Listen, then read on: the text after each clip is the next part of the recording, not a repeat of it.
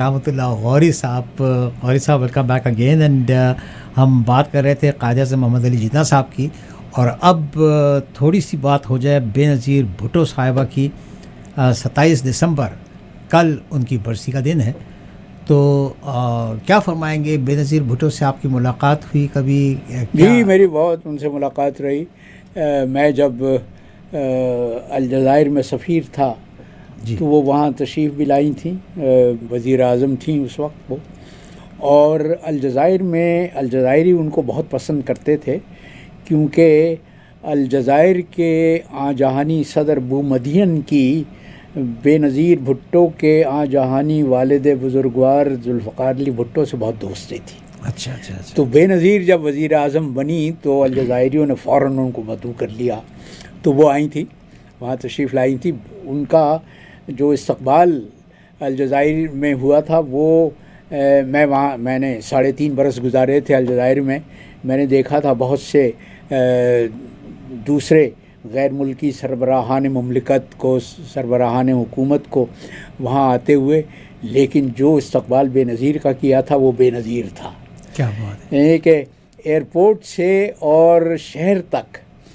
دونوں طرف, ہائی وے کے دونوں طرف اسکول کے بچے اور بچیاں کھڑی ہوئی تھیں. ان کے ہاتھوں میں بے نظیر کی تصویریں تھیں, ان کے ہاتھوں میں پاکستان اور الجزائر کے پرچم تھے, اور وہ ہلا کے ان استقبال کر رہی تھیں, بے نظیر کے نعرے لگا رہی تھیں. بے نظیر کا ایسا استقبال میں نہیں سمجھتا کہ دنیا میں کہیں کیا گیا ہوگا اس وقت. لیکن وہ یہ جو جس کو آپ کہہ سکتے ہیں کہ مخمل میں ٹاٹ کا پیوند, تو ان کے شوہر نامدار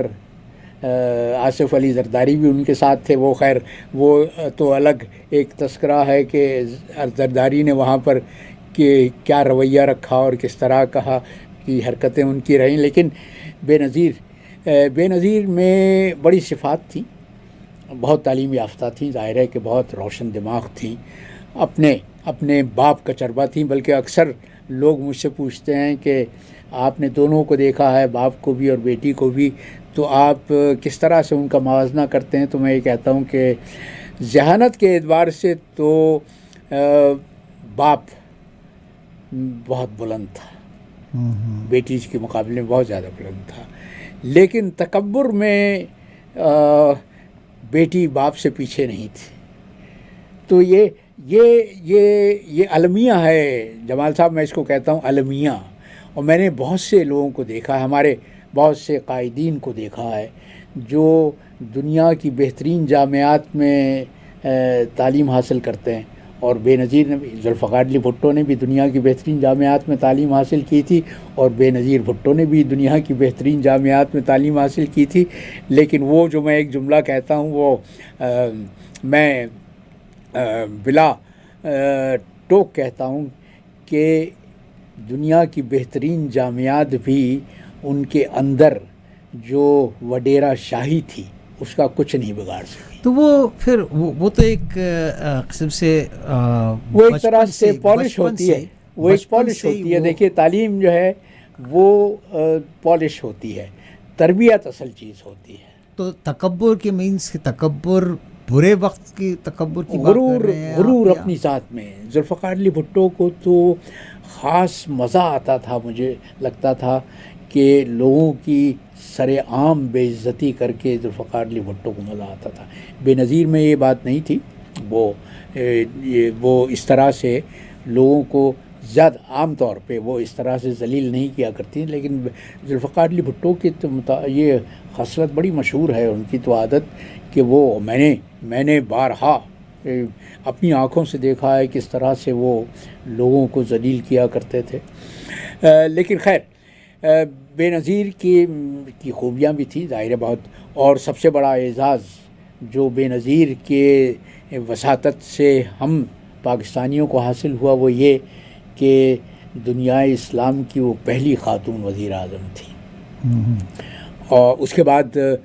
ترکی کی تنسو چیلر بھی وزیر اعظم بنی, اور اتفاق یہ ہے کہ میں ترکی میں بھی سفارت کر چکا ہوں, اور مجھے یاد ہے کہ ایک بار میری تنسو چیلر سے ملاقات ہو گئی تھی. میں جہاز میں, وہ بھی جا رہی تھیں انقرہ سے استنبول, اور میں بھی جا رہا تھا تو وہ میرے برابر ہی تشریف فرما تھیں، تو بہت دیر تک ان سے باتیں ہوتی رہی، اور انہوں نے بھی یہ کہا کہ وہ بے نظیر سے بہت متاثر تھیں، بہت متاثر تھیں، اس لیے کہ ظاہر ہے بے نظیر بہت ذہین خاتون تھیں، اور پھر یہ کہ باپ نے بیٹی کی تربیت کی تھی۔ آپ کو معلوم ہے کہ بے نظیر سے کم سنی میں ذوالفقار علی بھٹو گھر کے تمام نوکروں کو جمع کر کے ان کو ایک کمرے میں بلاتے تھے، اور بے نظیر سے کہا کرتے تھے کہ یہ ایک سٹول رکھ دیا کرتے تھے، اور کہتے تھے کہ اس پر کھڑے ہو کے تم ان لوگوں سے خطاب کرو، تقریر کرو۔ تو بے نظیر کی باپ نے تربیت کی تھی باقاعدہ، اس کی یعنی وہ جو کہا جاتا ہے grooming, she was groomed as a leader by her illustrious father۔ بے نظیر کے ساتھ میرا تجربہ بہت اچھا بھی رہا، بہت تکلیف دہ بھی رہا، اور اتفاق یہ ہے کہ تکلیف دہ رہا عمران خان کے حوالے سے۔ عمران خان کے لیے میں نے جب وہ اپنی والدہ کی یاد میں کینسر ہسپتال بنانا چاہ رہے تھے، تو اتفاق یہ تھا کہ ورلڈ کپ عمران نے مارچ 1992 میں جیتا تھا، اور اس کے 10 دن بعد ہی میری ان سے اتفاقی ملاقات ہو گئی تھی کویت میں۔ عمران نے کبھی مجھ سے نہیں کہا کہ آپ میرے لیے عطیات جمع کیجئے، لیکن میں نے خود یہ فیصلہ کیا کہ میں ایک ایسے ملک میں سفیر تھا جہاں پاکستانیوں کی بڑی کثیر آبادی تھی، تو میں کیوں نہ عمران کے لیے فنڈ جمع کروں۔ وہ بات تو ہو گئی، عمران کے لیے اسپتال کے لیے میں نے کوئی $4.5 لاکھ جمع کیے تھے، 2 ڈنرز کیے تھے، فنڈ ریزنگ ڈنر عمران کے لیے۔ وہ بات تو آئی گئی ہو گئی، لیکن جب 1995 میں عمران نے یہ اعلان کیا کہ وہ سیاست میں قدم رکھنا چاہتے ہیں اور اپنی سیاسی پارٹی بنانا چاہتے ہیں، بے نظیر اس وقت وزیر اعظم تھی، ان کو یہ پریشانی ہوئی کہ عمران ان کے لیے چیلنج نہ بن جائے۔ تو سب سے پہلے تلاش شروع ہوئی کہ بیوروکریسی میں عمران کے دوست کون ہیں، عمران کے احباب کون ہیں، اور اتفاق یہ ہے کہ میرا نام بھی اس فہرست میں شامل تھا۔ تو مجھے وزیر اعظم کی طرف سے، وزیر اعظم بے نظیر کی طرف سے ایک خط موصول ہوا، اور اس خط میں انہوں نے مجھ سے 2 سوالات کیے تھے۔ ایک سوال کا تو میں تذکرہ نہیں کروں گا، بات لمبی ہو جاتی ہے، لیکن دوسرا سوال یہ تھا کہ تم نے عمران خان کے کینسر ہسپتال کے لیے فنڈز کیوں جمع کیے حکومت کی اجازت کے بغیر؟ تو میں نے ان کو جو جواب دیا وہ دفتر خارجہ کی آرکائیوز میں یادگار ہے۔ طویل جواب تھا میرا، اور میں یادگار یوں کہتا ہوں کہ برسوں بعد جب میں 2005 میں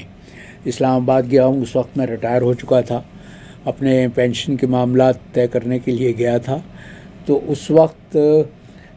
جب میں دفتر خارجہ میں روز جاتا تھا تو جونیئر افسران جو وہاں پر کام کر رہے تھے، جو کچھ دیر تربیت تھے، وہ خاص طور پر مجھ سے ملنے کے لیے آتے تھے۔ تو میں نے ایک دن پوچھا کہ بھائی کیوں آتے ہو مجھ سے، میں تو اب ریٹائر ہو چکا۔ انہوں نے کہا سر ہم یہ دیکھنے آتے ہیں کہ وہ کون سا سفیر تھا جس میں اتنا بوتا تھا کہ وہ وقت کی وزیر اعظم کو ایسا جواب، وہ جو آج کل پاکستان کے سوشل میڈیا میں اور ٹی وی پر بہت اصطلاح عام ہو چکی ہے کہ کرارا جواب دے۔ تو میں نے کرارا جواب دیا تھا۔ میں نے ان سے یہ کہا کہ دیکھیے میں نے اول حکومت سے اجازت طلب کی تھی، اور اس وقت کے وزیر اعظم نواز شریف کو کوئی اعتراض نہیں تھا میری مہم پر، اور اگر آپ کے اس سوال کا میں وہ جواب دینا چاہوں جو عام طور پہ سرکاری افسران دیا کرتے ہیں، تو میں ایک سطر میں جواب دے دوں گا، اور وہ یہ کہ آپ کو کوئی حق نہیں ہے، آپ کو کوئی اختیار نہیں ہے مجھ سے اس دور کے متعلق سوال کرنے کا جب آپ وزیر اعظم نہیں تھیں، جب آپ برسر اقتدار نہیں تھی، لیکن میں آپ کو جواب دیتا ہوں، اور جواب یہ ہے کہ میں جس کتاب پر ایمان رکھتا ہوں، اور مجھے امید ہے کہ آپ بھی ایمان رکھتی ہیں، وہ مجھ سے یہ کہتی ہے کہ تمہارا کوئی مسلمان بھائی اگر نیکی کا کوئی کام کرنے چلے اور تم اس کی اس حیثیت میں ہو کہ اس کی مدد کرو تو ضرور مدد کرو، مدد کر سکو تو ضرور مدد کرو۔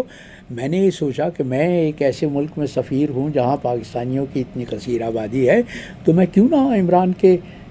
اس کار خیر میں اس کی معاونت کروں۔ اور عمران نے اس کا بعد اعتراف کیا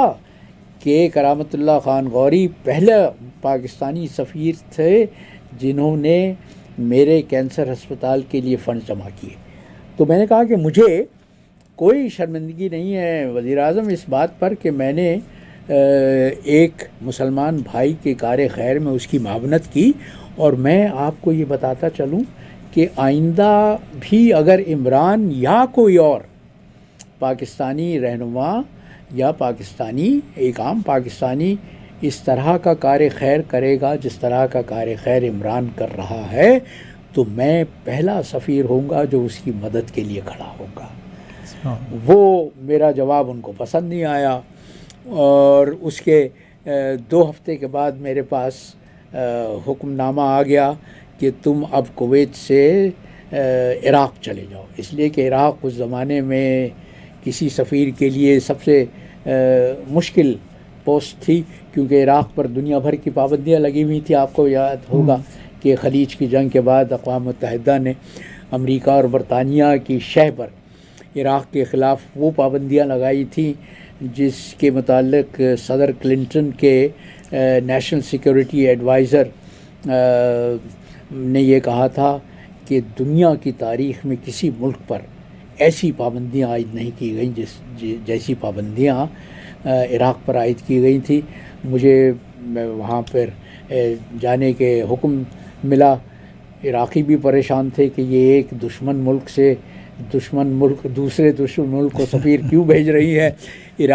کویتی بھی بڑے پریشان تھے، بلکہ کویت کے اس وقت کے وزیر خارجہ جو امیر کے بھائی تھے اور بعد میں خود امیر ہوئے، شیخ صباح احمد، ابھی ان کا 2 برس پہلے انتقال ہوا ہے، انہوں نے تو مجھ سے یہ کہا کہ تم سفارت چھوڑ دو، میں تمہیں اپنی وزارت میں مشیر مقرر کر دیتا ہوں۔ میں نے کہا بہت بہت شکریہ، لیکن میں پیشہ ور سفیر ہوں، اور بے نظیر آج وزیر اعظم ہیں، کل وزیر اعظم نہیں رہے گی۔ اور اتفاق کی بات دیکھیے جمال صاحب کہ قدرت بھی کس طرح سے حساب برابر کرتی ہے کہ عراقیوں نے وقت لیا میرا اگرما دینے میں، تو میرے پاس تبادلے کے احکامات آئے تھے جون 1995 میں، اور میں عراق گیا ہوں نومبر 1996 میں، اور میں نے 11 نومبر 1996 کو کویت چھوڑا ہے، لیکن اس سے 1 ہفتے پہلے بے نظیر کی حکومت کو برخاست کر دیا گیا تھا۔ تو خیر اس کے بعد میں جب یہاں آ گیا تو مجھے اچانک ایک دن بے نظیر کی پارٹی کے ایک بڑے سینئر رکن کی طرف سے پیغام ملا کہ بی بی آپ سے بات کرنا چاہتی ہیں۔ وہ میں نے کہا کہ بی بی، میں تو بی بی کی نظروں میں معطوف تھا، بی بی مجھ سے کیا بات کرنا چاہتی ہیں؟ انہوں نے کہا نہیں وہ آپ کرنا چاہتی ہیں۔ انہوں نے مجھے بی بی کا ای میل ایڈریس دیا، تو میں نے ان کو ای میل کیا۔ میں نے کہا کہ مجھے یہ پیغام موصول ہوا ہے کہ آپ مجھ سے رابطہ کرنا چاہ رہی ہیں۔ اس کے بعد بے نظیر نے مجھے اس کا جواب دیا، اور اس کے بعد پھر میرا ان سے ای میل پر مسلسل رابطہ رہا۔ انہوں نے یہ کہا، انہوں نے اقرار کیا کہ میں اس بات پہ شرمندہ ہوں کہ مجھے تمہارے متعلق غلط معلومات فراہم کی گئی تھی،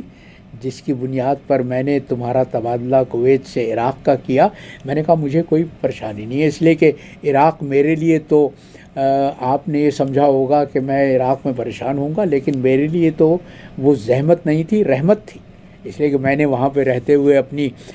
وہ کتاب خاک در بوتراب مرتب کی۔ تو میں نے کہا مجھے کوئی پریشانی نہیں ہوئی تھی عراق میں۔ اور خیر اس کے بعد مسلسل میرا بے نظیر سے رابطہ رہا، بلکہ وہ جب جا رہی تھی پاکستان تو انہوں نے مجھے ای میل کیا،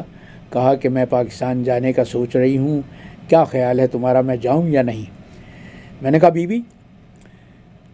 جانا چاہیے اگر آپ اپنے پاکستان میں سیاسی مستقبل پاکستان سے وابستہ رکھنا چاہتی ہیں، اس لیے کہ وہاں پہ آپ کا ظاہر ہے کہ آپ وہاں وزیر اعظم رہی ہیں، وہی آپ کے لیے ایک کا مقام ہے، لیکن خطرات ہیں اور خطرات کے لیے آپ کو تیار رہنا ہوگا، آمادہ رہنا ہوگا، لیکن میرا مشورہ یہی ہے کہ آپ ضرور جائیں، اس لیے کہ خطرات کا سامنا کیے بغیر آپ اپنی وہ پوزیشن پھر دوبارہ حاصل نہیں کر سکیں گے۔ تو میں تو بالکل یہ نہیں چاہتا تھا کہ بے نظیر کو کوئی زخم پہنچے، لیکن قدرت کو کچھ اور منظور تھا۔ انا للہ و انا الیہ راجعون۔ ہم دو اس کمرشل کے اسپاٹس پہ لوں گا، اس کے